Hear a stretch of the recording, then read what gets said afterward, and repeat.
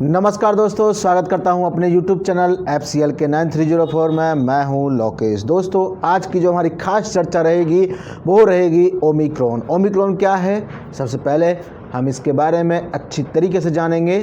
तो आपसे गुजारिश है कि अब तक हमारे YouTube चैनल को अगर आपने सब्सक्राइब नहीं किया है तो हमारे YouTube चैनल को सब्सक्राइब कर लें और जितना हो सकता है इसे शेयर कर दें।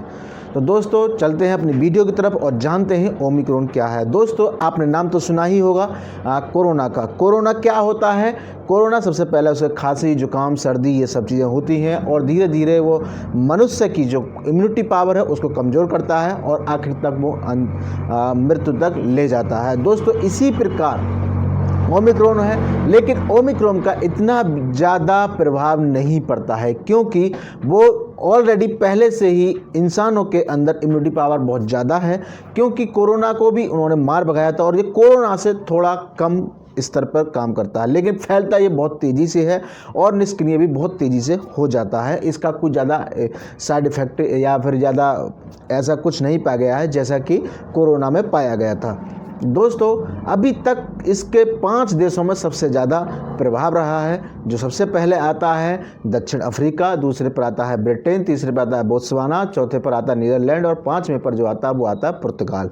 अभी तक इनमें कहीं अगर देखें तो दक्षिण अफ्रीका में 77 के करीब हैं और ब्रिटेन में 22 के करीब हैं, नीदरलैंड में, बोत्सवाना में इनमें बहुत कम है, कहीं 19, कहीं 22, कहीं 13, कहीं 14। इस प्रकार से अब तक ये फैल चुका है 16 देशों में। दोस्तों, अभी तक जो अमेरिका की जो कंपनी है उस कंपनी ने, थर्मो कंपनी के नाम से है, जो वो इस बात के दावा कर रही है कि अभी तक अगर हमें ज़रूरत पड़ी तो हम इसके लिए वैक्सीन बहुत जल्द पहुंचा देंगे, क्योंकि और उसकी जो जांच है वो बहुत अच्छे तरीके से हम करवा सकते हैं, क्योंकि अभी तक के रिकॉर्ड में ये पाया गया है कि जो वैक्सीन, जो कोरोना की वैक्सीन के जो टेस्टेड चल रहे हैं उसी की टेस्टिंग अभी तक चल रही है, क्योंकि उसी से इसको ओमिक्रॉन की जांच चल रही है। अभी तक ऐसा कुछ नहीं पाया गया कि अलग से उसके लिए कुछ बनाना पड़े, क्योंकि अभी उन्होंने कंपनी ने दावा किया है उसी चीज़ को सोचते हुए कि अभी हमें ज़रूरत उसकी नहीं है। दोस्तों, WHO ने अभी तक इस चीज़ के लिए स्पष्ट कर दिया है कि इसको वेरिएंट ऑफ कंसर्न की कैटेगरी में अभी तक इस ओमिक्रॉन को रखा गया है, जो कि अभी इस पर जांच चल रही है और छानबीन चल रही है। इसके लिए अलग किट की ज़रूरत पड़ रही है। तो क्या भारत में ये देखा जा रहा है कि क्या वैक्सीन दोबारा लगेंगी? क्या इसकी वैक्सीन एक और लगने वाली है?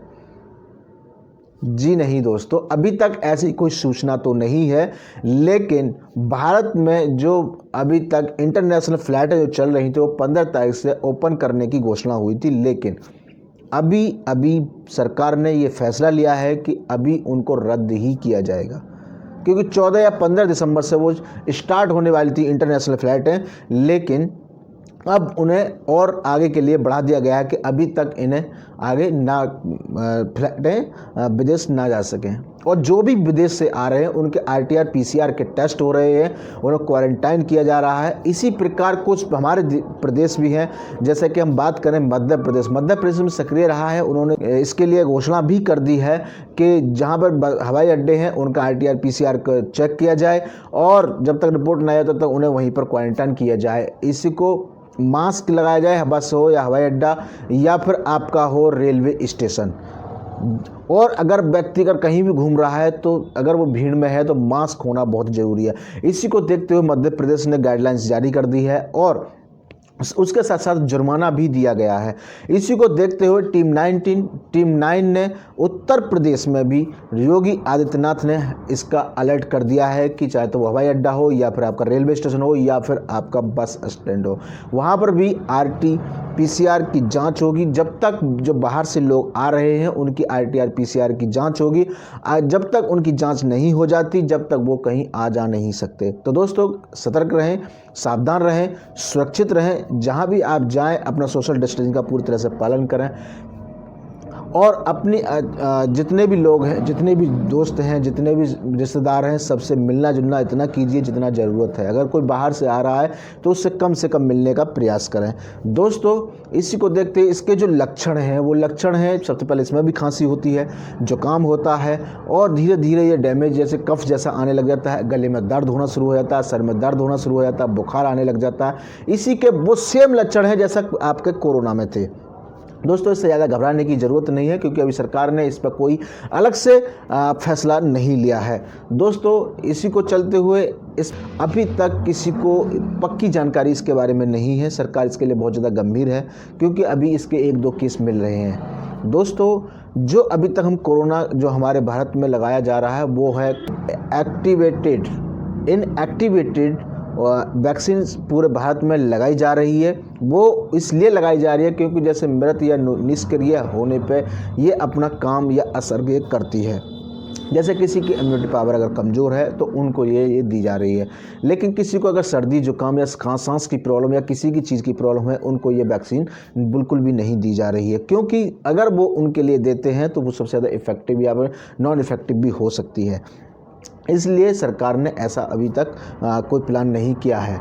इसीलिए 18 साल की उम्र पे अभी सबसे ज़्यादा इसको लगाया जा रहा है, उससे नीचे के बच्चों को भी अभी नहीं लगाया गया है। तो दोस्तों, अभी तक इसके बारे में जैसे कि विदेशों में जो लग रही है वो mRNA ने इसकी घोषणा कर दी है, क्योंकि ओमिक्रॉन में वो सबसे ज़्यादा सक्रिय वीर है इस समय, और सबसे ज़्यादा प्रभावित वो उसी चीज़ भी हुआ है कि वो जो वैक्सीन अब लग रही है उसने सबसे पहले इन चीज़ों के लिए बना दी थी, क्योंकि इसके 8 तरह की WHO ने मान्यता दी है, जिसमें से इफेक्टिव ये 3 तरीके हैं। जैसे कि आपका वायरल है सबसे ज़्यादा है, एक mRNA दिया गया है, और तीसरा जो भारत में लग रहा है वो इनएक्टिवेटेड जो वैक्सीन है वही भारत में लगाई जा रही है।